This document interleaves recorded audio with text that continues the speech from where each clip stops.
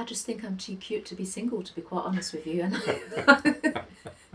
I like that. Too cute to be single. So remember that, guys. Maybe that's the title of this video. So, and yes, I've been living here for 5 years, and within that 5-year period, I haven't had a substantial relationship. That never used to happen before. You can look at me and see that. So I knew something was going wrong. So I'm here in Shoreditch working with Samantha in her home, and we've come across some fascinating revelations about what has been blocking her in her life and her relationships, and I'm going to let her tell her story, and I'll butt in as and when. So I'd like to thank Christian very much for coming over to my home on short notice. I contacted you, I think, probably only a couple of days ago, something like that.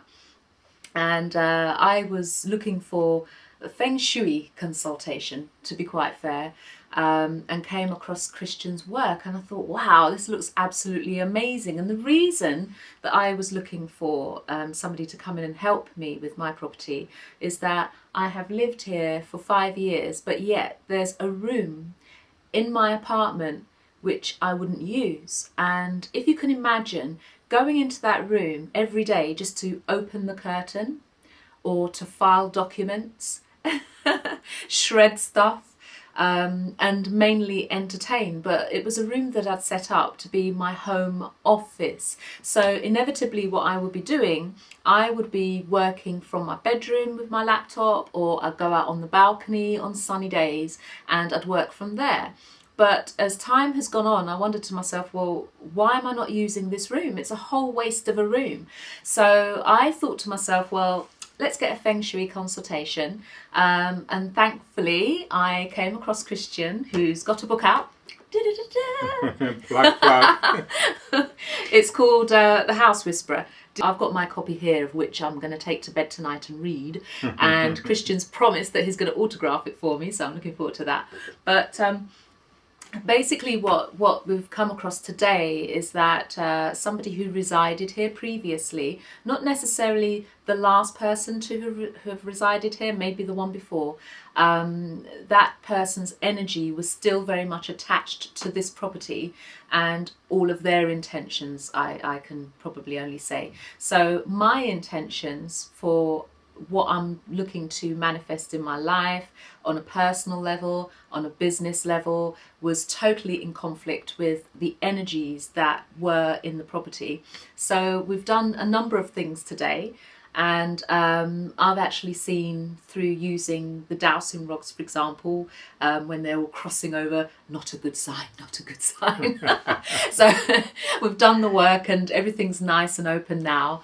And I already feel much lighter and a lot more comfortable. So I'm going to incorporate that which Christian has recommended.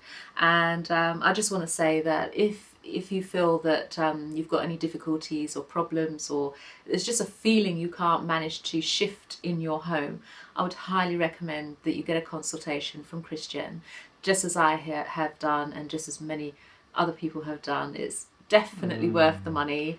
I wouldn't question that aspect of it. So I'm going to hand you back to Christian, because I talk a lot. He'll tell you that. Wonderful. Thank you, Samantha. What a wonderful accolade. Thank you. But the amazing thing is, and by the way, yes, I am a feng shui consultant, but this is, as many people say, this is beyond feng shui. It's about really feeling and connecting to the programs that are running in space. And what was really clear as I walked in was this feeling of being shut down. And then, of course, the room we are in that Samantha was talking about not being able to work in, which she set up as her office, actually was the original bedroom. And as we were talking, as I do when I first engaged with people, and we were talking for a while, well, yes, Samantha was doing most of the talking, and a lot of it. But in the background, I was becoming aware of this elderly lady and what she was wearing, kind of whitish hair, in her early 80s, single, and that she had lived. And as I was listening to a real person and this person in spirit, I became aware of more and more. She began to kind of give me information that she had lived here about 10 years on her own. She hadn't died here, but she'd moved out, but had got locked into this place because she was quite attached to it. And there was a sense that she had a man in her life, but it was way back. I got about 15 to 20 years before this. So, and interestingly, when Samantha phoned a neighbour who knew this lady here, and in fact he only knew the previous lady called Cynthia, and described her as in nearly 80 years old, and that she'd lived here on her own, single lady again. And by the way, we will flip the camera around in a second, but over here behind the camera is a wonderful picture of a single lady draped over the piano. So we have the symbology of single lady attracted into this space. So, can I just say very quickly, yeah. Sorry to cut you, the resident, the person that resided here before, she was actually married and got divorced and ended up to be single. So I'll let you go. And the thing is, Samantha's been here for 5 years, and she's not been in a relationship, a proper relationship, all that time from the time she moved here. And this is typically the kind of effect a place can have if a single person has lived here. And I've come across this many times, and you may have read it in the book, the single lady syndrome, especially when a single lady is in spirit. I think we've had enough plug of the book, thank you. I appreciate it.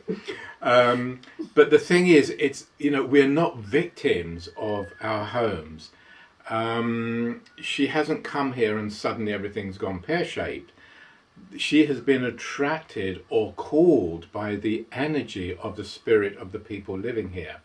Now, the last person who moved out, Cynthia, it's not the lady I saw. The lady I saw, and I got Myrtle as a kind of name, and you got Mary. And so, although Samantha hasn't done this before, she hasn't turned around and said, "Oh my God, you're crazy, you're trying to make me connect with the spirit paranormal world." She's totally able to do that, and it's very normal. We're all doing it all the time, but not quite realizing the language. So the lady before her had obviously left an imprint, and that's the lady I was seeing embedded in this space. But the last person who had lived here, Cynthia, was obviously attracted to that same single lady energy as the woman I had connected with in her 80s. So this really shows the pattern of attraction and repeating patterns. And then, of course, Samantha arrives, getting drawn by maybe one or both of the ladies to actually come, perhaps for healing and their release. And I'll let her tell you about how she found this place, because again, that law of attraction as to how a property can call us for certain resolution. Okay, so I was getting into nailing law of attraction, and realized in the past that I had manifested some stuff, and I would say that manifesting the apartment was, I don't want to use the word accident because there are no accidents, but I didn't purposefully do it. So I realised that to manifest what you want, you have to appreciate what you have, and also that your level of happiness needs to be extraordinarily high. And that's pretty much what I was focusing on for a few weeks before I manifested this apartment. And I also had a picture of a beautifully manicured garden, I like to say, a landscaped garden.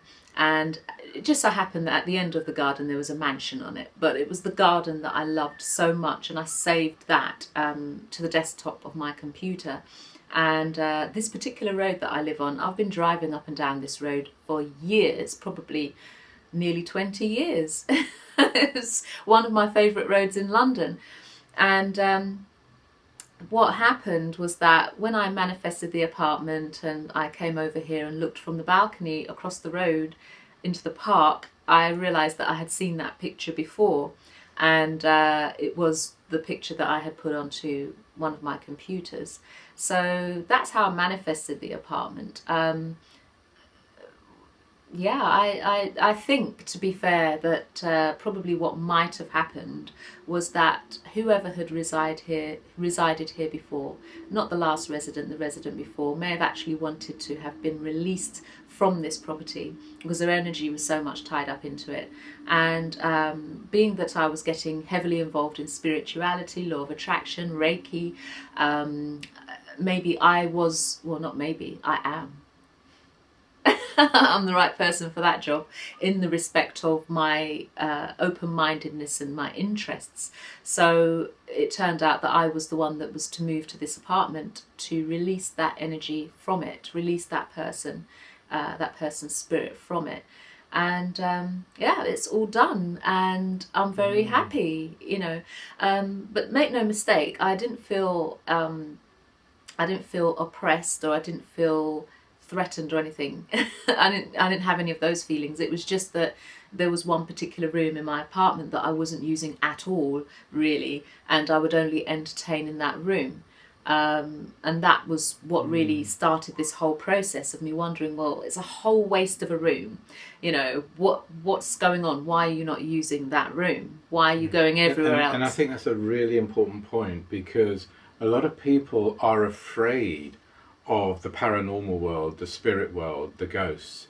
But in fact, it's actually very normal. There was no sense of fear of you connecting with her. That's right. Or helping her to release. And the magic is that when you help somebody release, but you first of all have to really connect with them, hear their story, and in this case, she was single, she'd lost her husband, and so on. And when you can understand that, there is obviously a correlation with your life, in this case, part of Samantha's life, which she explained to me in great detail before we started the process. And in the, not me releasing, but I'm facilitating, and I always get the owner, in this case Samantha, to actually do the releasing of that person. Because what happens is when you facilitate that release and that person moves on to wherever they're going in the next part of their soul journey, it actually releases something in the owner and in their past. So it's always a mirror image healing that goes on. So wherever we are called, and she was clearly called from the street to come and actually live here, that often it is the spirit of the house or the spirit in the house that can actually call you, because you're open enough to hear that person and their need. And really, at the end of the day, what are we all here for? Is it not in some way to serve our fellow human being in whatever way we're able to? And in this case, we've helped the lady that was stuck in spirit for whatever reason to release, and in that process it will release and heal something inside of Samantha. So there we have it. What's been quite incredible is that potentially the previous occupant had been trapped in this apartment of mine probably for over 20 years. I don't know exactly how long. We'd need to look in the records to find that out, but it's going to be at least 20 years. But yeah, around that she's been trapped there. So, and yeah. She would have been drawn by the same energy and pattern and blueprint of the lady that we have become aware of today, who has been kind of overshadowing Samantha's life and space, and that we've actually released today. So, and had we not been doing this today, whoever would be attracted to come and live here in future would be continuing and strengthening that same pattern of aloneness and being single. And of course the other aspect that we both felt and picked up is that the energy outside, there's a green outside here, there's a huge park outside the front, so a lot of fantastic energy and a couple of very magnificent churches as well out here. But the energy, that beautiful energy, has not been coming into the flat, and so it's felt as if the flat is like a prison, and it's separated itself from that natural flow of energy. And this does happen when the person living here has created their own reality, their own shell, their own environment, and they have perhaps become introverted and shut down, and so it will then create that feeling, and I think that's what you described, wasn't it? A sense of that. Well, for me, I just think I'm too cute to be single, to be quite honest with you. I like that. Too cute to be single. So remember that, guys. Maybe that's the title of this video. So, and yes, I've been living here for 5 years, and within that 5-year period I haven't had a substantial relationship. That never used to happen before. You can look at me and see that. So I knew something was going wrong. This room here I wasn't really using much. Something clearly was happening, and thank you very much to Christian for releasing me. Oh, pleasure. And I'm looking forward to that invite to the wedding, right? Don't worry, he's going to get an invite to the wedding. He'll get an invite to my next place as well. Fabulous. Because like I say, for me this is now part of my thing to do. So for example, if I were looking to buy a used car, I would definitely have it looked over by my MOT mechanic. I'm quite specific. It needs to be my MOT tester who would run all of the tests to see whether there was something wrong with the car. That's what I would personally do if I'm buying a used car. So now I've got something that I would incorporate when I'm moving to another property, whether I'm going to buy a property here. Christian travels, so I can, get him to travel to other properties so outside. So we could do a house pre-check, like a house MOT in advance kind of thing. Yeah, it could be in advance. I'm an impatient person, so it may well be afterwards, but it'll still be incorporated in my future plans where property is concerned, because I'm living proof that, you can get stuck in another program, and the program that I was in is not me. So yeah, I'm just very grateful. So I just really want to say thank you very much. Thank you so much for all of the work. Me. So just to sum this up, if you're too cute to be single, then take note of what's just happened in this video and the message, and yeah, so, you can change your life. You can change your life. You can program the property towards what it is that you're looking to manifest for your future as well. So a big law of attraction fan. I do Reiki as well. So much into the energies, and the thing that normal people are not privy to the information of is that we are very powerful beings and we can create our own reality. There's certain things that you will never learn at school. I never heard about any of this at school, but yet, this is something very powerful. So I would look into it. There could be something in your property that's holding you back from your career, something holding you back from your love life, something. Who knows? So if you've got anything at all that you think, there might be something in it, check Christian out and go and buy his book.